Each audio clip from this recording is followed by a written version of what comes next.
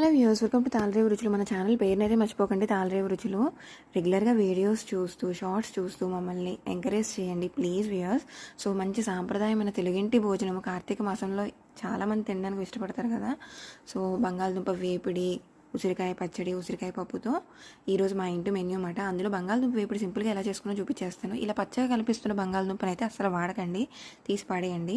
So బంగాళదుంపల్ని సన్నగా chop చేసేసుకుని స్టార్చ్ పోయేంత వరకు 4-5 సార్లు కడిగేసుకున్నాను అనమాట.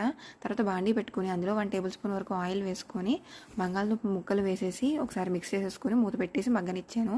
కొద్దిగా మగ్గాక అందులో రుచికి సరిపడినంత సాల్ట్ అలాగే పసుపు వేసి బాగా మిక్స్ చేసి మళ్ళీ మూత పెట్టేసుకున్నాను. మంచిగా ముక్కలు ఉడికిపోయాక అప్పుడు రుచికి సరిపడినంత కారం వేసి బాగా మిక్స్ చేసుకొని 2 నిమిషాల పాటు మూత పెట్టేసాను అనమాట.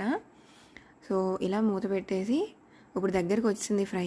దీన్ని వేడి వేడి అన్నంలో పప్పులో కలుపుకుని తింటే భలే టేస్టీగా ఉంటుందండి. రెసిపీని లైక్ చేసి సబ్స్క్రైబ్ చేసి ఎంకరేజ్